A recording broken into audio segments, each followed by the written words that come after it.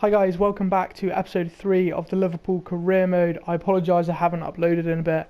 I've been travelling around and I haven't actually been taking my PlayStation or monitor wherever I've been going, so obviously haven't been able to record any more episodes. So yeah, let's get straight back into it. I'll just remind you guys where we are, sort of remind myself a little bit. I think we just signed Matheus Nunes. Obviously he didn't come to Liverpool in real life, however he's such a good player, and to be honest, I don't really want to part ways with him so early.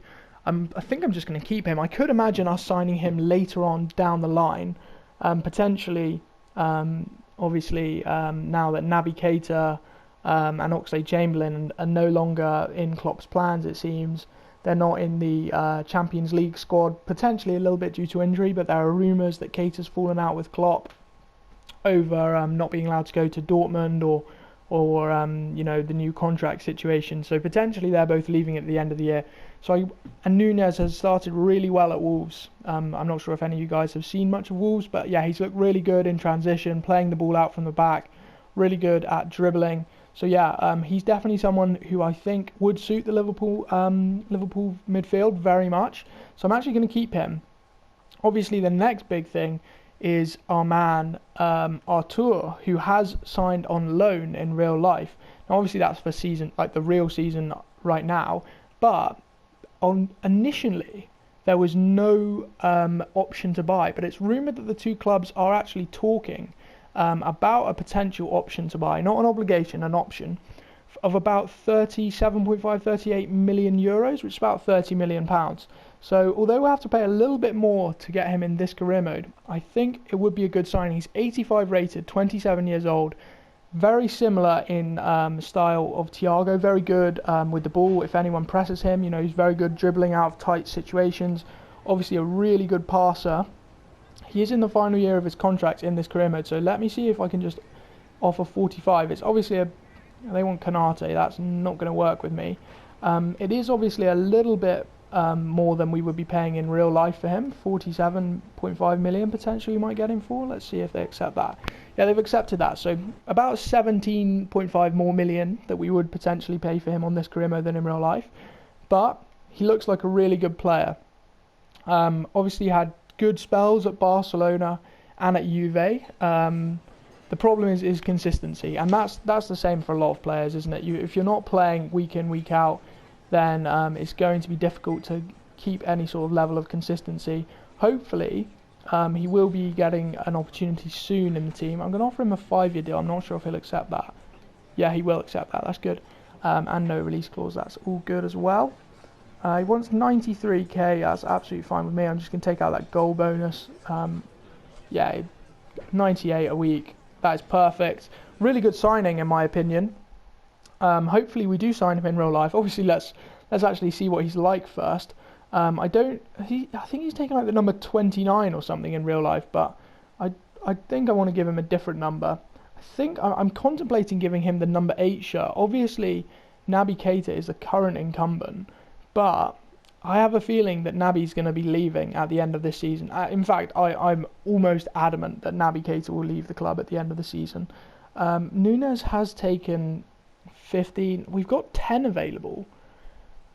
I don't know. Maybe we have a little shuffle round and Bellingham takes the 8 shirt or the 10 shirt, and we give Artur the other one, whichever one he's not taking. At the moment, I think I'm just going to give him the number 12 because Joe Gomez has just released that shirt to take the 2. So let's give Artur the 12 for this season alone. Then we can sort of see how we are potentially selling Naby Keita on. What do you guys make of Naby Keita? On his day, he can be a really good midfielder, but his days are so few and far between that honestly, like, he's quite infuriating to watch as a fan. Like, when he first joined, he actually settled in better than Fabinho. If you guys think way back to when he first joined the club, he actually fit in quite nicely straight away. He was playing well. He used to do like that turn on the edge of our box, but yeah, recently Naby has gone backwards really, it seems, and Fabinho's been the one. Obviously, in the last like 2 to 3 years, he's been the one to be like a mainstay in our midfield. and Naby has rarely featured. So yeah, it's interesting. Not always the person who fits in the fastest ends up being the best. There's definitely proof in that saying. Let's see who we can have in here. So we've got Artur. Obviously Matip's coming out onto the reserves at the moment. A little bit harsh. He is 84 rated, so he's the same as Konate, but Konate obviously has a much higher potential.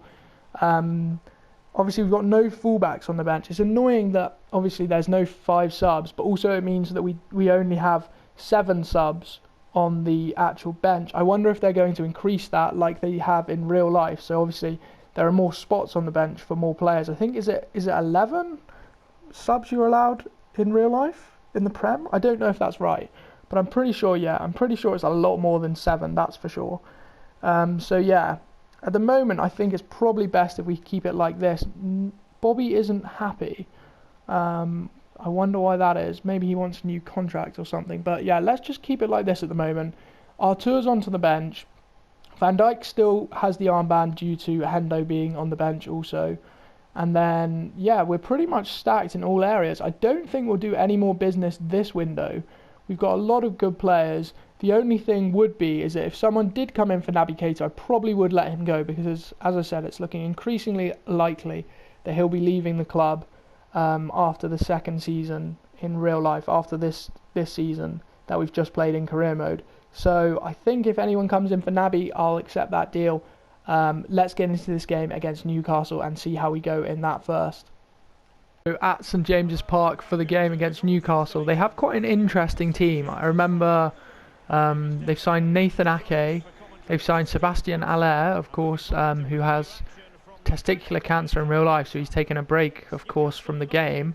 Hopefully he recovers from that. There's I think his name's David Brooks, the Bournemouth player who had to have a break for cancer, beat cancer, and then now he's back playing. I'm not sure if he's currently at Bournemouth. I think he might be on loan somewhere else, but it shows it's definitely possible to return after that kind of a thing to happen.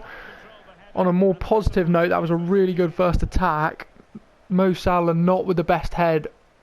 That's a really, really poor miss from him, I've got to be honest. You know, I love Salah. He's had a tough start to this Premier League season in real life. And I don't think he's actually scored in this season, from what I remember from the games from a while ago. I don't think he's actually scored so far this season. So hopefully he gets back onto form soon. Thankfully we have the likes of Jota and Diaz who are covering in well for him. But yeah, hopefully we get him back in with the goals pretty quickly. Good challenge from Virgil van Dijk. Trent needs to get that goal side. Our defence in real life recently has been very poor. I'm recording this game just after we lost. Oh my god. Wow, they've just beaten Joe Gomez. Great save from Alisson. And they score the sort of rebound. I don't know if you can call that a rebound, but yeah, they passed it one more and then scored it. Yeah, Liverpool have started really poorly in real life to this season. Obviously there's been a few changes in the playing squad, but in my opinion not enough. I think we needed to refresh a few more players, especially in midfield. We needed to refresh legs and minds. But yeah, you know, Klopp's got this squad at least until January. You've got proven winners in there. You've got to sort it out. There's a bit of complacency going on at the moment, I think, especially in defence and midfield. So yeah, you need to get them all firing, and hopefully we'll get back into it. Speaking of things we need to get back into, we need to get back into this game very quickly. Gone out wide with Trent. Joe Gomez as well. In this formation, they've essentially got 5 attackers and 5 defenders. And one of their attackers has scored again. Raul de Tomas. I think that's his second goal. RDT on the back of his shirt. He's got 4 goals in 3 games apparently, which is just ridiculous. We've been carved open again, a bit like against Newcastle in real life. And it's a great finish. Nothing Alisson can do about that one. It's past him in a flash. We really need to get back onto it quickly. Diaz has been one of the only good players so far this season in the Premier League. In real life, that is. Got a chance here, maybe. Luis Diaz. Oh. He scored a couple of bangers this season for us, and yeah, as I was saying, he's been our best player without a shadow of a doubt. Bellingham with the touch, gives it down to Joe Gomez, back into Bellingham. Now out to Salah. Bellingham again, into Thiago. Oh, what a terrible finish from Thiago. Try and cross one in here. Salah with the header. Yes!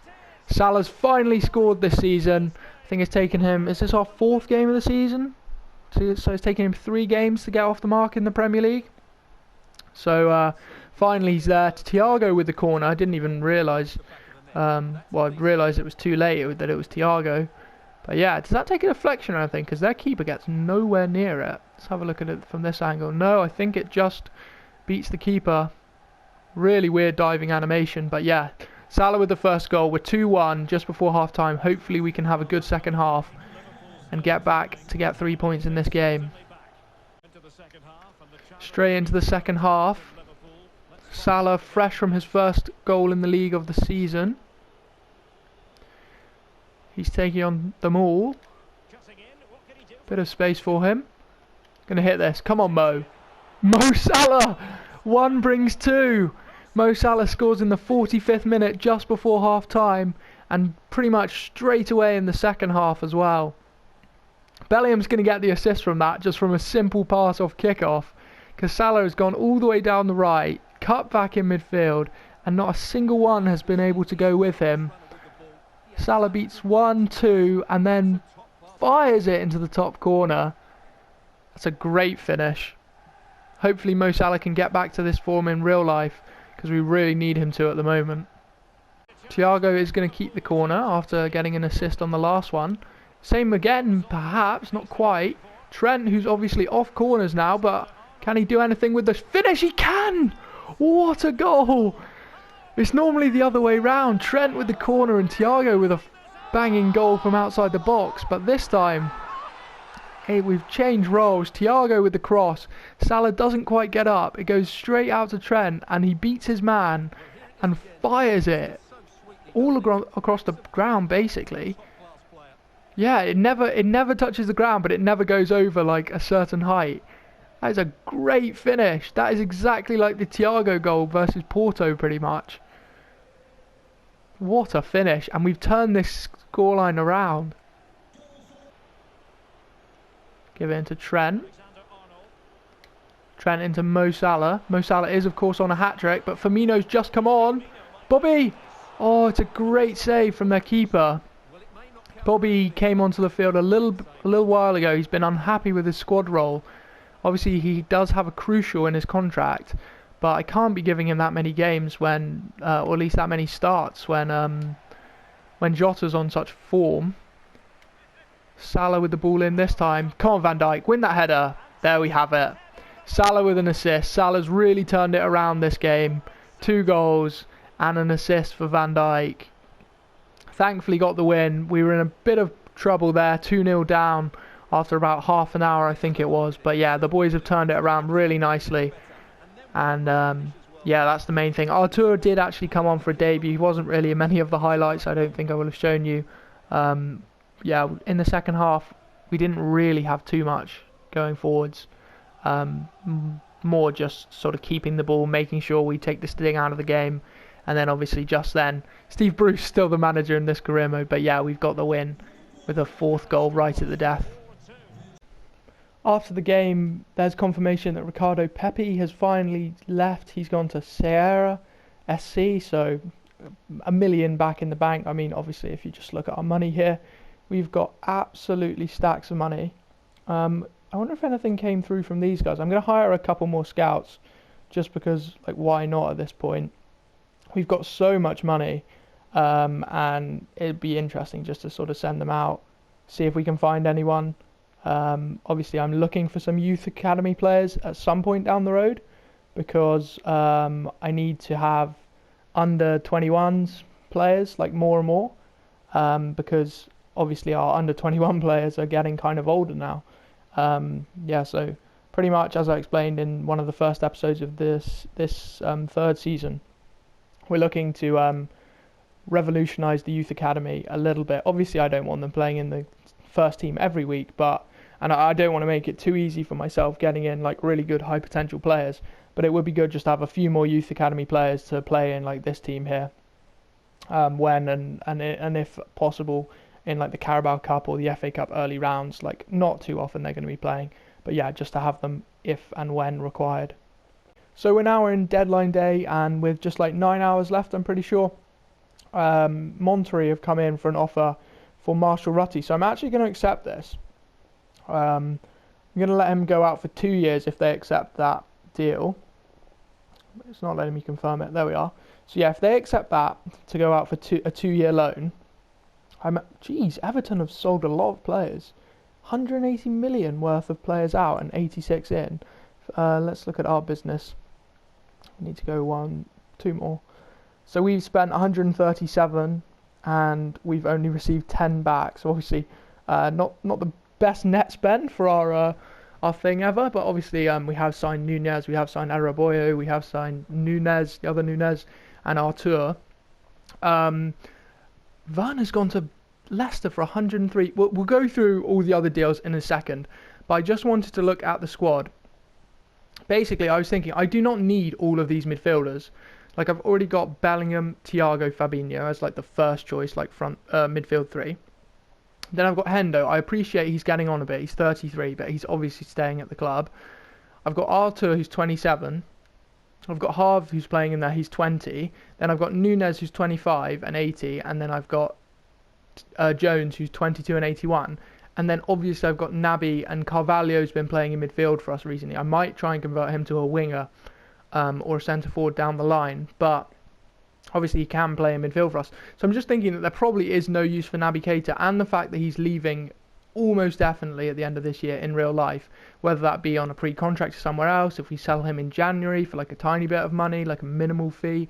So I'm thinking of selling Naby, which gives us one more spot in our obviously senior squad. Obviously, I don't think I need to go for another midfielder because I've just explained how many I think I've got. And defence, I think we're pretty stacked as well.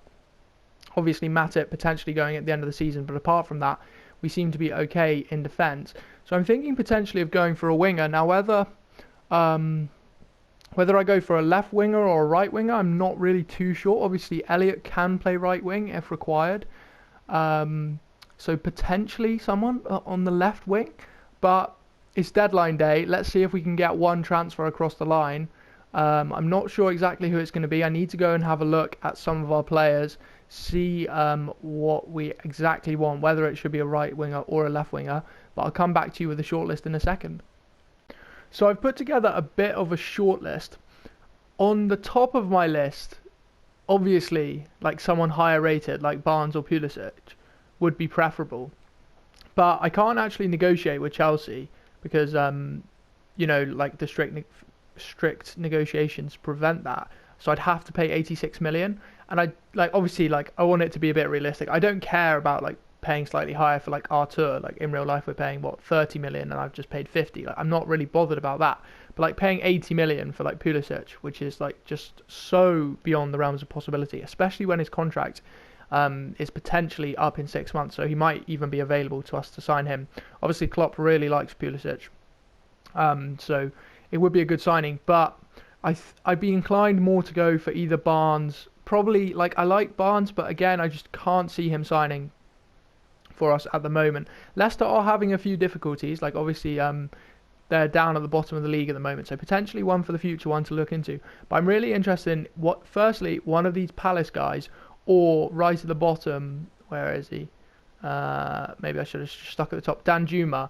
I know Danjuma isn't that high rated and like his potential isn't amazing, but he is a guy that Klopp is supposedly like. He's got, things that Klopp likes in a guy. Like he's small, he's good on the ball, he's quick, he's good in transition. Like he would be a decent player, but again, like these guys are probably a little bit more exciting potentially. And Eze would definitely be someone I'd be really interested in. Could play on the wing, also in attacking midfield. Elise's the other way. He plays more on the right and then could play attacking midfield as well. I feel like the only thing is if I signed him, I'd be playing him in a very similar position to Harvey Elliott a lot, whereas Eze's clearly the man on the other side, could play sometimes where where Diaz is playing. But I don't know. I'm a bit torn, to be perfectly honest. Eze would offer a little bit more in midfield, I think. But I'm inclined to go with Danjuma, to be honest. I know it's potentially maybe like the boring safe pick, but I think I'm going to go with Danjuma. It should be about 20 million. No, I do not want to pay 43. I'm going to go with Danjuma. 20 million for Danjuma. You can't really go wrong with a price like that. Let's just firstly see that we can get him for something like that. Or potentially, do I actually go ahead and just offer Naby Keita up for him and say, if you guys want Naby, you can take him. Let me see what his value actually is first. He's worth 26 and Danjuma's worth 18. So in actual fact, I'm not going to offer Naby. I'm just going to offer 20 million and see if they accept that. Hopefully that will be enough. They want Matip and 5 mil. I'm sorry. That is not what I'm looking to do. I'll offer you 20.5 million. There we go. 500k just to sort it all out. They want 22. I don't really want the sell-on clause. I'd be actually prepared to pay like a little bit more to get rid of the sell-on clause. So let me offer like 23.5, straight money, take it or leave it. There we are. Unai Emery, good evening. Thank you very much for accepting my offer. Let's go ahead and get this contract sorted with Danjuma right now, and I'll be straight back. Danjuma has joined. It's taken our spending up to about 150 million all in for the window. 5 signings. I'm very happy with them. Obviously, 2 have joined in real life. Nunez we were heavily linked with, but he did go to Wolves, but there's potential that we still do get him later down the road. Artur, obviously a real life signing. Nunez a real life signing. Adarabioyo potentially down the road, I could see it happening.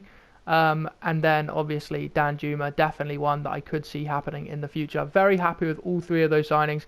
I'll let you guys know if any other business comes in. Obviously 9 hours left. We will see if Naby Keita potentially gets a move elsewhere. And then I'll go through. Oh, Osimhen to Wolves. Osimhen tore us apart last night. Not sure if you guys have watched that, but yeah, it did not go well, obviously, in the first game of the Champions League. Danjuma thinks he's wearing the 10 shirt. I don't want to disappoint him, but I feel like I want to keep that 10 for a big signing next summer. Pretty simple reject here. Leipzig, massive amount of money, 152.6 million for Mo Salah. Don't know why the menus are being really laggy, but yeah. Doesn't matter. I'm not accepting that at all. There's no chance he's going. Yeah, so let's just skip through. I'll do it now. Just see. We can see live if any other offers come through. I'm not expecting anyone, but you know, we never know. See, I don't want to sell Clayton. I just want to loan him. God knows why the menus are so laggy. Wow, they're really awful. Rosario, he's a defensive midfielder. I'm not really looking for a defensive midfielder at the moment. Especially not one with that rating, like 30k and 12 million essentially for Clayton. Like, that's just not happening. Yeah, sorry. If anyone came in for a loan for Clayton, I'm more than happy to let him go. I need to renew his contract soon, to be honest. Real Madrid back in for Fabinho. Wow, they had him as a kid. They were playing him at right back, and now they clearly know that he's worth a lot more than when they let him go to Monaco. Unfortunately for them, there's probably not a price that you could pay to have Fabinho. I know he's going through a little bit of a rough patch in real life, but the whole squad really is, to be honest, so you can't really point the fingers. Is anyone going to come in for Naby? It doesn't look like it. Not yet. 1 more hour. Naby Keita could be staying with us, but actually not have a place in the Champions League squad. Bit like in real life. Bit of a tough situation for him now. If he is fit. He's a bit surprised I've put him on the transfer list. Well, I'm sorry, mate. That is what has happened, unfortunately. Thiago, another deal for him. We've had a lot of offers for him over the course of the window, but over the course of the career mode, actually. People clearly can see his quality in this side, but yeah, no, we will be holding on to him at least until the end of the year. $1 billion spent in the Premier League. I can't say I'm surprised. We were looking around and there were some huge deals going in. It's true, I can't guarantee Naby Keita games. There are a lot of players above him in the pecking order. So yeah, that's definitely true. Curtis Jones is one of them ahead of him in the pecking order, and Wolfsburg have come in for 30 million for him. Can't Wolfsburg just come in for Naby Keita? Like, they're literally basically the same rating. Naby Keita is actually a rating higher, I think. But yeah, no. And he has Bundesliga experience. Obviously no luck with that Jones offer. Let's quickly see if there were any special talents in this. It's not looking likely so far. Maybe this guy? No, he's only worth 200k. I can't be having a 200k player. I mean, this guy potentially. I'll just put him in the short list just because I like having a few players in there. Like in real life, you know, you have at least a couple that could come up. But yeah, I should release a couple of them just so we have a little bit more space when the other scouts start coming in. You know, need to leave a little bit of space for those guys. But yeah, we're already top of the league. I think we'll play one more game in this episode, and then we will finish it off. And so for the second and final game of the episode, this is the team to go in against Brentford. Brentford are currently 19th in the league, and you can sort of tell why. Their team is not brilliant. Oh, I've just realised that Duffy's playing out of position, so I'll be back in just a second once I've swapped their players all around. So there is their squad. I've changed things around. I've brought Rico Henry in off the bench. I've also brought in Raya and Fockett, who's eloquently named. For them, yeah, I've basically played their highest rated side. They've signed a couple of players, Mwepu, Guillemon, so Fockett obviously, like a couple of decent players, but they've also lost some key players, it seems, like Ayer, Tony, I can't think who else, but yeah, they've lost a couple of key players. We're playing a slightly rotated side. It's the first game of the Champions League in the next episode. So because of that, I've brought in Simicas, I've brought in Hendo, Nunez just to make things even more complicated. So yeah, that's the team. Hendo back in with the armband. Let's go and get a result. Here we go at Anfield for the second game of the episode. Hopefully we can get a result. Oh, not a good start from Jude Bellingham, giving him the ball away pretty much straight away. Yeah, a little bit of a change around. I haven't seen our Champions League group yet, so we'll see that for the first time in the next episode. Hopefully it's not too difficult. We did obviously win the Champions League last year, so it'd be nice to try and do our best to retain our crown. What a save though from Alisson. That's a great strike from Mwepu, who has actually scored a banger in real life against Alisson in real life. Let's try and defend this corner first of all. Goes towards Darwin. Another good save by Alisson. And now we might actually have a bit of a chance on the counter-attack. Luis Diaz with a bit of space. He's very quick, but I know that Rico Henry is also rapid. It's a good pass from Salah. Darwin Nunez. Straight to the keeper. Van Dijk needs to come across quickly. He does okay, I would say. Could do better. Finding defending particularly difficult at the moment, especially since I've upgraded their passing and shooting. Van Dijk hopefully might be able to hold him up. Not quite. Oh god, they're toying with me. It's a great save from Alisson. He's really bailed me out there. Simicas plays the ball. And we might be able to get away on the counter-attack now. See Darwin running through the middle. Come on, Darwin. Hold them off. Bit of strength. Oh, it's a terrible touch. I've been unable to find that really clinical chance so far. Brentford also have been searching for that chance too. And they might have a chance right here. Need Trent to get across right now. It's great last-ditch defending. Really good from him. He had to make that challenge and he had to get it right. See if we can find Mateus's feet. Now he finds his namesake, the other Nunez. Goes outside him. Oh, it's just not much coming from midfield today. I mean, there's a lot of quality in the midfield, but it's not quite been there. Play it back. We should win this header. Darwin with the block. Oh, what's happened there? Big deflection. Mateus Nunez with the goal. I'm sure it will be his. I think I'm going to take him off, to be honest. Oh, it's a huge deflection. We're very lucky. Looked like it was on target. I guess we'll find out shortly. That's gutting for Brentford. They've been really in this game. Well, they still are in this game, but Nunez, it does go down as his goal. And he's just gone off, takes the applause of Anfield. A good 67 minutes. I think that's his first Premier League start. And he comes off for Artur, who's coming on for his second appearance in the Premier League. So I made a couple of changes. Jota is getting the final 5 minutes or so. See what he can do. He's straight away involved in the game. Lovely pass to Salah. Why has he gone with his right foot? Oh, it's a great save, but he's on his left foot here. Why did he turn back onto his right? Oh, I've messed up there. I will take the cross with Salah just for ease. Jude Bellingham with the header. Not quite. Send it straight back out to Mo. And that's not a good cross. Try not to get counter-attacked here, which we are. Oh no, this could be a nightmare end to the game. Thankfully, Brentford haven't passed it forwards quickly enough, and we have got a little bit lucky there. As 1-0 wins go, it was definitely not as comfortable as it looked. I mean, I know the XG will say that we had a lot of chances, but Brentford definitely had their fair share of opportunities. Let's have a look at the XG. Obviously, as you can see, Brentford had 60% of the ball. They dominated. They didn't actually have a shot since half-time, so more of that first half. But yeah, 2.7 XG. We've really got to put our chances away if we're going to be, fighting on all fronts this season, especially with the slider changes. We need to be more clinical, that's for sure. And so to finish off the episode, I wanted to briefly show you guys my Champions League group.